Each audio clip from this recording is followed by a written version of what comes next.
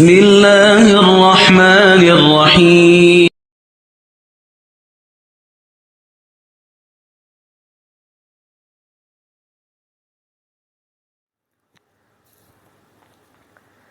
अस्सलामु अलैकुम, नदीम मुगल है। अब एक नए क्वेश्चन की तरफ जा रहे हैं। है तो पैटी कैश बुक का ही सीक्वेंस, और क्वेश्चन नंबर 3 है पैटी कैश बुक 2006 का रेगुलर एंड प्राइवेट। लेंदी सवाल है, इसलिए मैंने सोचा इसको भी करवा लिया जाए ताकि हमारा ये टॉपिक पूरा हो जाए। तो देखिए, सबसे पहले ज़ीशान ट्रेडर्स हैं, इन्होंने बिज़नेस स्टार्ट किया। तो अब मेरे पास स्पेस नहीं, क्योंकि सवाल काफ़ी बड़ा है, तो मैंने यहाँ कंपनी हेडिंग नहीं डाली। अगर आपको हेडिंग समझनी है तो आप इसके क्वेश्चन नंबर 2 पे जाकर आसानी से उस वीडियो को देखकर हेडिंग वगैरह प्रोसेस देख सकते हैं। Zeeshan traders established petty cash fund under imprest system by issuing cheque of ₹1800 on January 1, 2006। और 1800 से ये फंड स्टार्ट हुआ पैटी कैश का। तो देखिए, मैंने अमाउंट रिसीव में लिख दिया 1800, मीन कि हम अकाउंटेंट हैं, हम पैटी कैशियर हैं, और हमने ये फॉर्मेट की है पूरी पैटी कैश बुक। तो यहाँ हमारे पास अमाउंट आया 1800। जनवरी 1 हमने डेट पोस्ट की, पैटी कैश फंड स्टार्ट हो गया जनवरी 2। तो जनवरी 2 डालते हैं, जनवरी 2, और जनवरी 2 को बस फेयर, तो यहाँ आ गए हम और हमने लिखा बस फेयर। अब बस फेयर पहले टोटल पेमेंट में जाना है 12 रुपीज़ का, और ये बस फेयर हमेशा कन्वेंस में जाएगा। तो यहाँ भी हमने पोस्ट कर दिया 12 रुपीज़। ये ट्रांजैक्शन कंप्लीट हो गई। Now January 3 paid for entertainment, तो पहले डेट पोस्ट कर देते हैं जनवरी 3, और यहाँ हमने डायरेक्ट लिख दिया एंटरटेनमेंट।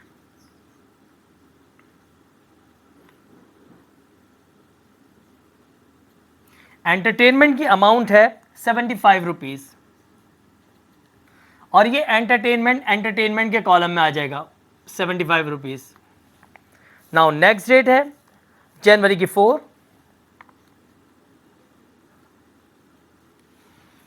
जनवरी 4 को पेड फॉर रिक्शा फेयर, तो यहां आ गए,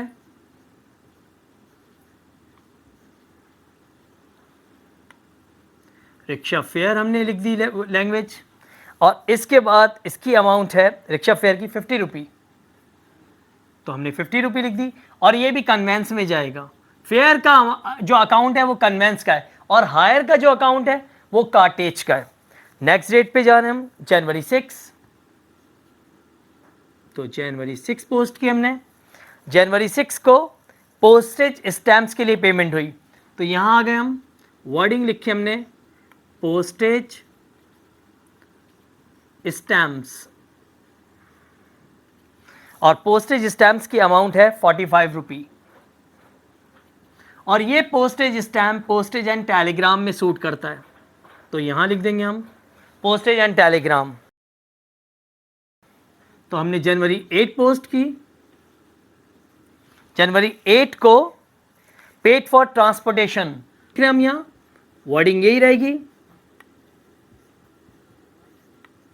और ट्रांसपोर्टेशन की अमाउंट है 100 रुपी, तो यहाँ हमने पोस्ट कर दिया 100 रुपी। और ये ट्रांसपोर्टेशन कार्टेज में जाएगी, क्योंकि ट्रांसपोर्टेशन मीन्स आपके जो सामान ले जाने वाली ट्रांसपोर्टेशन होती है, व्हीकल्स, वो आती हैं इसमें। नाउ नेक्स्ट जनवरी 10, तो जनवरी 10 पोस्ट की, जनवरी 10 को पेड फॉर टेलीग्राम, तो सिंपल लिख दिया Telegram,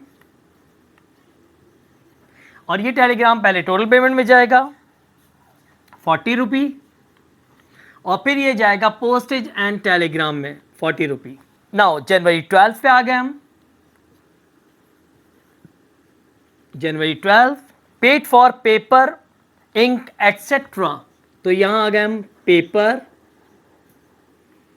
comma ink ETC etcetera, और इसकी अमाउंट है 90 रुपी, और ये सूट करता है स्टेशनरी को, तो हमने यहाँ 90 रुपी पोस्ट कर दिया। ये पहला पेज है और ये सेकंड पेज है डबल लाइन के बाद ना, तो ये डबल पेज पे आप बनाते हैं पैटी कैश बुक। अब इसके बाद हम आ गए जनवरी 15, 12 के बाद जनवरी 15। जनवरी 15 को paid for repair of typewriter, तो यहाँ आ गए हम, रिपेयर ऑफ टाइपराइटर,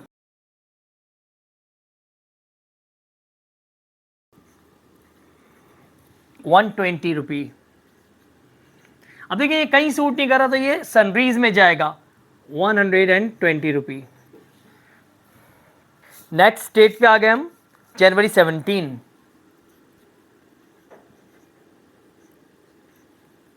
जनवरी 17 को पेड फॉर एंटरटेनमेंट,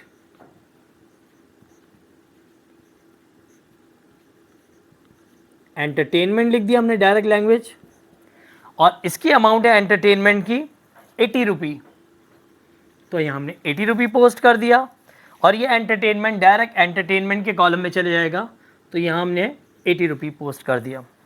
नाउ जनवरी 20,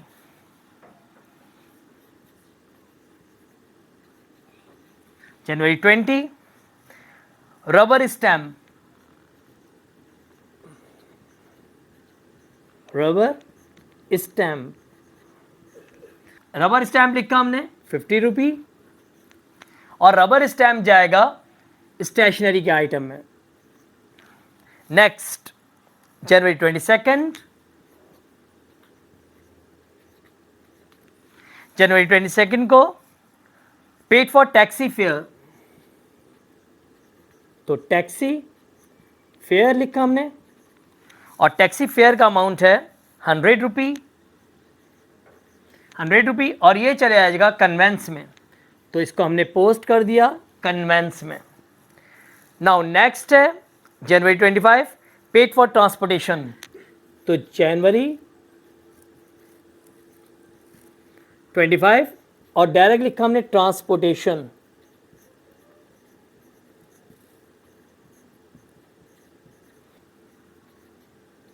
$125, और ये जाएगा कार्टेज में, 125। नेक्स्ट है जनवरी 29, जनवरी 29, और paid for VPP received, VPP और रिसीव्ड। ये VPP क्या है? वैल्यूएबल पोस्टल पार्सल, यानी कि TCS या DHL, इनके जरिए कोई भी हमारी कीमती चीज़ आती है तो वो VPP क्या, तो वैल्यूएबल पोस्टल पार्सल, और ये हमने लिख दी इसकी अमाउंट 175, तो 175। नाउ लास्ट डेट है जनवरी 30,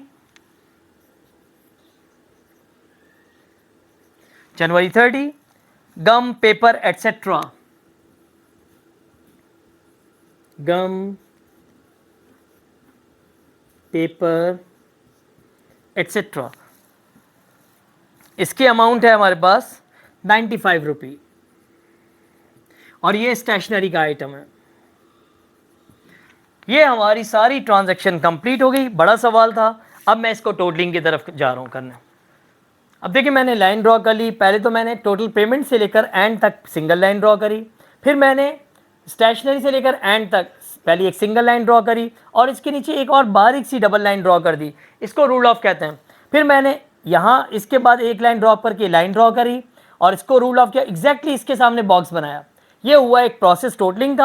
अब हम इसको टोटल करने जा रहे हैं। अब देखिए हमने कॉलम टोटल कर लिए। सबसे पहले देखिए मैंने इसको कॉलम को टोटल किया, 90 + 50 + 95 235, 45 + 40 + 175 260, 100 and 125 + 225, 75 + 80 155, then 12 50 and then 100 और 162, 120 का 120 ऐसी कॉपी। अब देखिए मैंने इसको हॉरिजॉन्टल वे में प्लस किया तो ये आया 1157, और मैंने इसको वर्टिकल वे में प्लस किया तो भी ये 1157 आ रहा है।